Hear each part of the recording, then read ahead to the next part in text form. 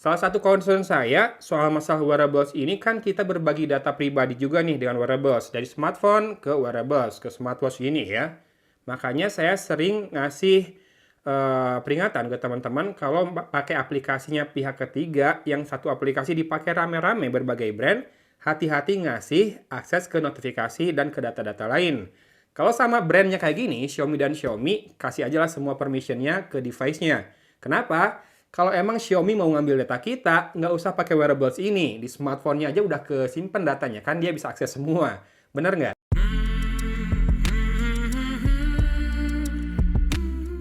Halo, Assalamualaikum. Hari ini kita unbox sebuah smartwatch baru. Ini kemarin dirilis barengan dengan Redmi 12 ya. Saya lihat di beberapa toko online sudah langsung ready, jadi langsung saya beli yang warna grey. Ada warna hitam juga, mungkin beda strapnya doang. Dan ini harganya Rp459.000. Kemudian fiturnya yang kelihatan jelas ditonjolin banget adalah Bluetooth phone call. Yang menarik, harganya bersaing dengan smartband berarti ya. Karena kan ada tuh smartband rasa watch harganya 500 sampai 600 ribu. Ini bahkan lebih murah lagi. Tapi mungkin panel layarnya ini bukan AMOLED ya. Karena di level harga segini rasanya berat sih kalau mau masang AMOLED, mungkin bakal melambung harganya. Sama buat segmentasi di pasarnya juga nanti bisa membunuh produk-produk lainnya. Baterainya 289 mAh, garansi resmi Xiaomi. Kompatibel dengan Android dan iOS, tapi nggak disebutin versi berapa minimal. Dan dapat user manual, kemudian kita lihat kabel atau dock size-nya. Oh, kayak gini, magnetik biasa. Dua pin pogo magnetik.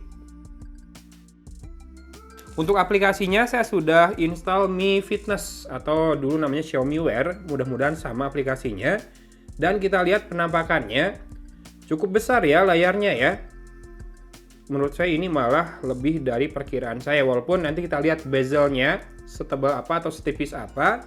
Ada satu tombol fisik di kanan. Di sini ada satu lubang, kayaknya mikrofon ya. Dan di kiri itu loudspeakernya. Karena ini bisa jadi handsfree buat bertelepon, Bluetooth ya. Dan strapnya, lumayan ini, lumayan feels-nya classy, lumayan berasa mewah, lumayan elegan. Nggak ada kesan murahan sama sekali, walaupun pasti ini bukan terbuat dari logam nih bodinya. Ini sepuhan krom di bodi plastik, sementara sisi depannya kaca. Kerasa banget suhunya beda ya. Bodinya overall plastik kayak gini, dan ada sensornya di situ kelihatan. Kelihatan banget sensornya ya. Hampir tembus pandang ke dalam. Lampunya juga ada di situ, dan ini 2 pin untuk input chargingnya. Sementara strapnya tipenya geser buat buka locknya.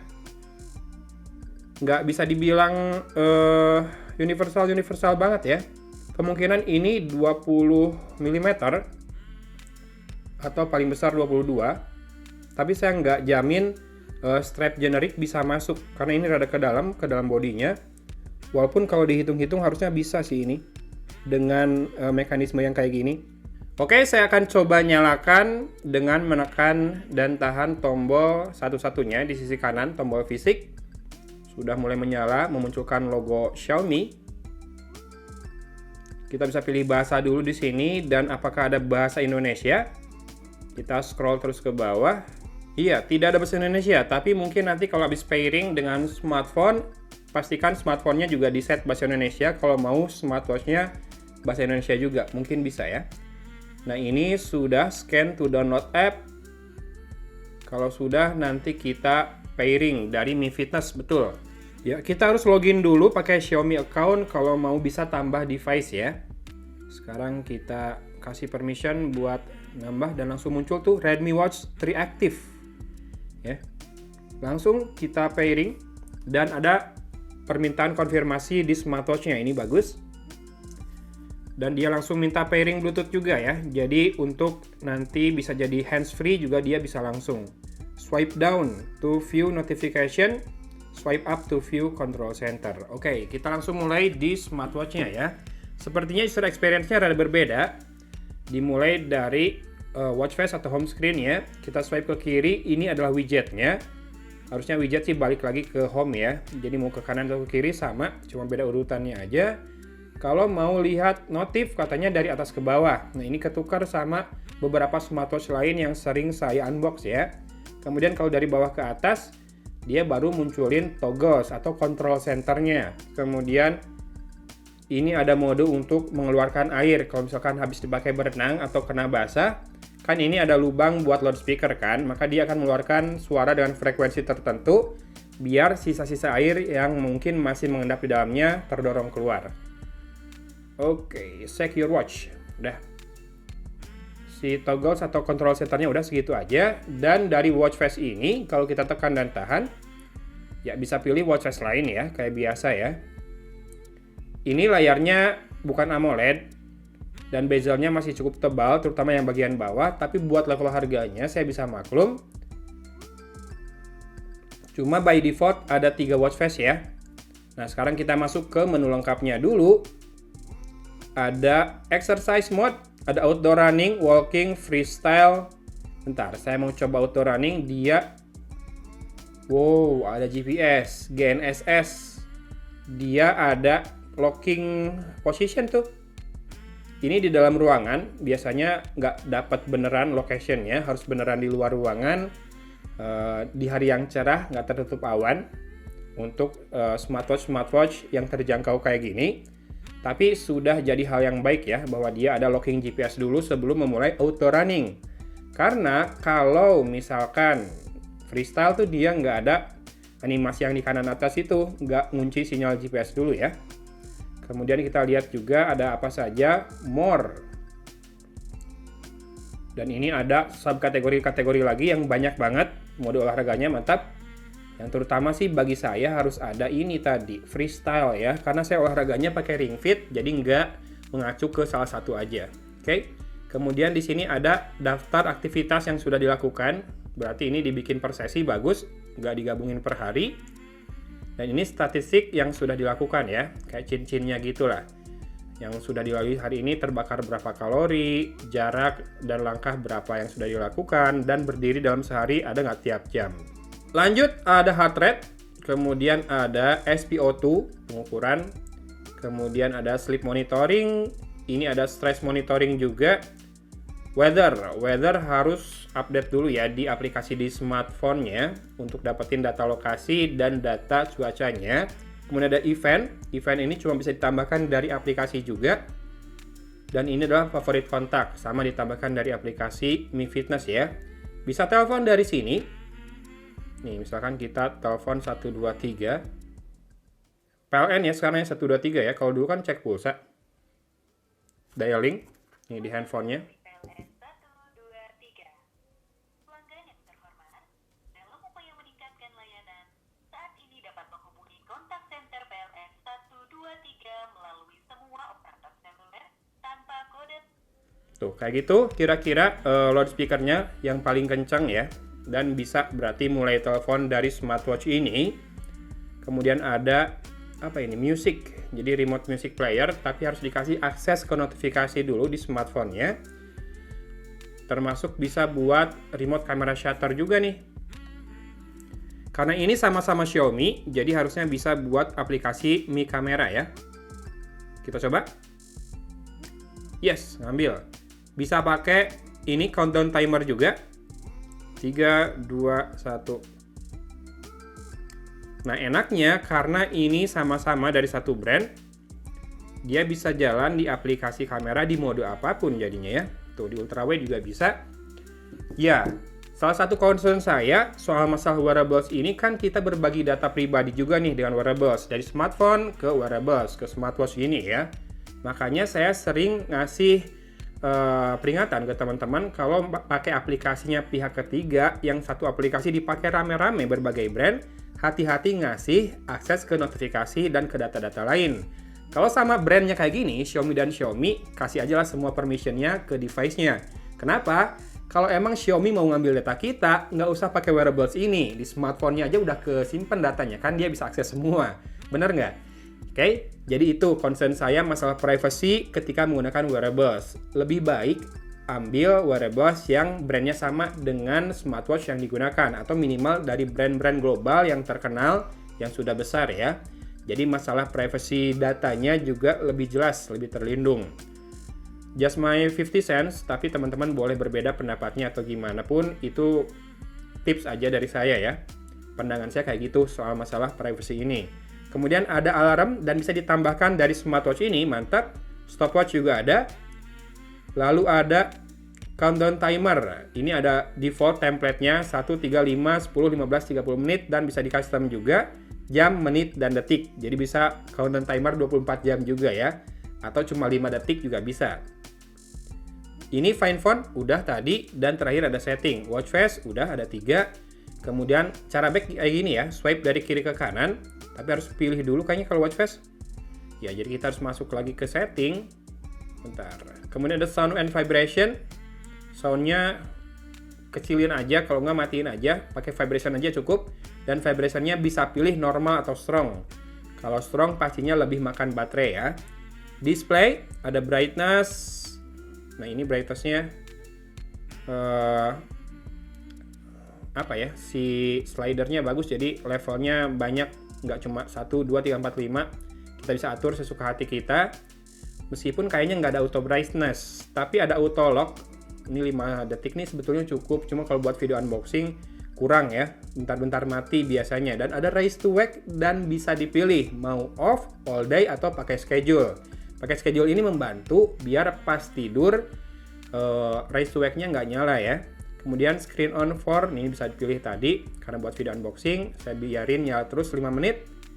Cover to sleep dan double tap to wake. Kita coba nyalakan, tapi bakal affect battery life. Oh, nggak usah lah, pakai raise to wake aja udah cukup kayaknya ya.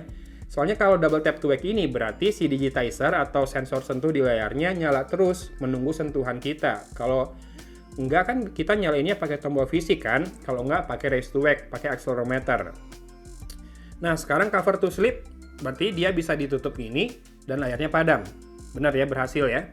Mantap nih, 459.000 sudah punya fitur-fitur yang cukup canggih. Saya akan lepaskan dulu jam tangan saya buat memperlihatkan penampakannya di pergelangan tangan saya. Ini cara pakai strapnya kayak gini. Untuk tangan yang tergolong kecil, ini saya tangannya kecil ya, buat ukuran laki-laki. Saya bisa pakai di lubang ketiga. Jadi yang lebih kecil dari saya masih bisa pakai, termasuk cewek. Pastikan saja ketika pakai strapnya rada longgarin dikit ya, karena nanti kamu butuh space buat masukin ujung strapnya ke dalam lagi. Yes, jadinya di lubang keempat saya karena ujung strapnya harus dimasukin ke dalam. Raise to wake, yes, langsung menyala ya. Kita coba matikan, raise to wake lagi. Cukup cepat segitu. Dan ada update tuh, tapi saya akan cancel dulu. Nanti aja, saya cuma mau liatin watch face yang online, ada banyak. Yes, ada beberapa kategori juga. Dan saya mau tahu ini gratis ya, gratis semua. Oke, kalau gitu saya download satu. Saya suka dengan style dari watch face ini, cuma akan saya ganti lagi.